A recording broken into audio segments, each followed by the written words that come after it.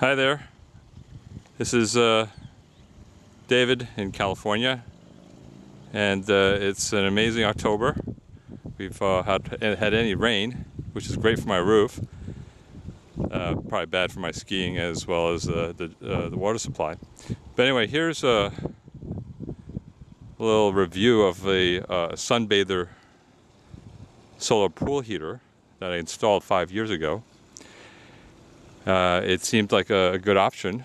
However, it's been 5 years, and I wanted to give an update on the Sunbather system. We have 3 rooftops that have been installed with the Sunbather solar collector system. It provides a tremendous amount of coverage, which was important to us. We had great success with it the first 2 years. However, we began having leaks and other problems, of which I will tell you a little bit more about. Anyway, so here's the first roof, and everything looks great. There were leaks here, but did not seem to result in any damage. This is the most recent leak. We have the manifolds which come up and then across the second roof, and as you can see, our O'Hagan vents have been covered top and bottom. Fortunately, this was placed after we found out we had some inadequate ventilation, and additional O'Hagan vents were placed. Had we had the system placed before the O'Hagans probably would have been, the warranty would have been voided, and we would not have been able to get the proper installation.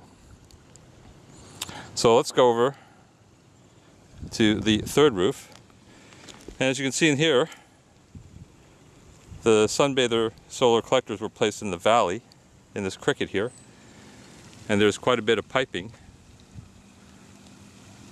down at the end of the valley, which is probably going to be an issue in the next roof. And as you can see, let's come down further.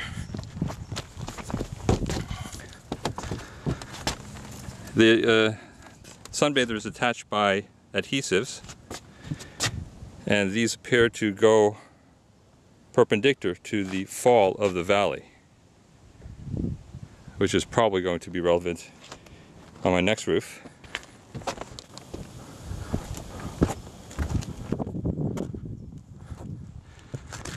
We've had a number of roofing experts come by here and check out the roof, including my contractor.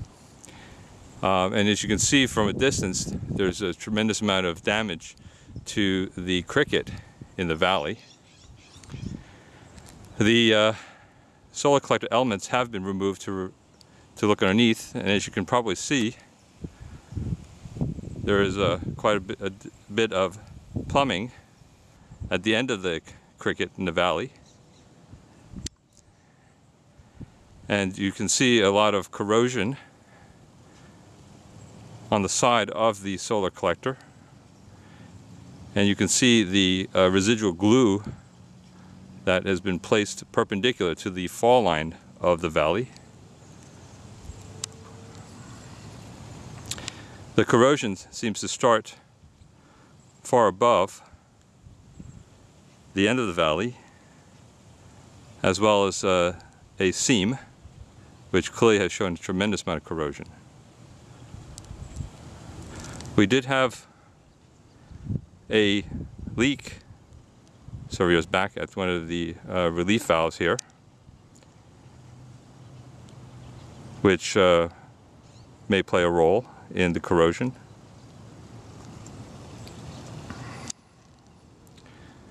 As you get closer, you can see that the corrosion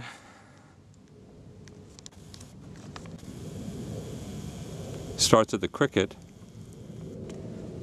and there does not seem to be any obvious bulge at the seam that might cause interference with the drainage, but it starts really right at the end of the shingles.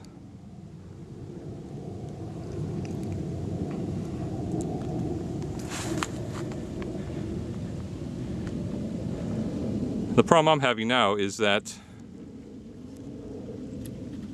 because of the aftermarket installation of the Sunbather by an authorized Sunbather dealer, the roof is no longer warranted, and this is a certainteed presidential shingles which carries a lifetime warranty. They noted that there's pitting of the shingles with the adhesive, and therefore the structural integrity of the certainteed product is compromised and therefore not warrantable.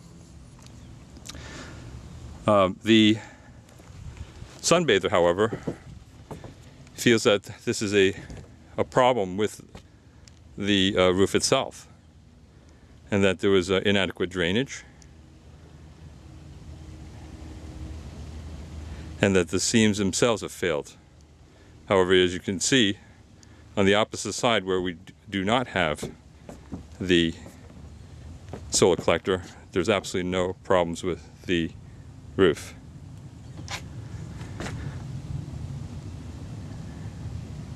The response that Sunbather has given me is that you should take this up with your homeowner's insurance.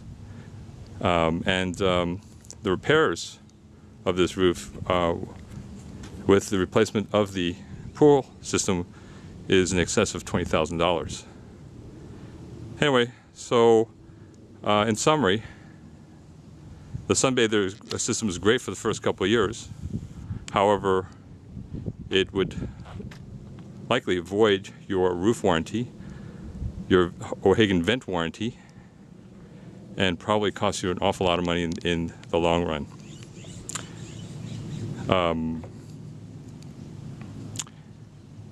Hey, thanks for listening, and hope you have better experience than I do.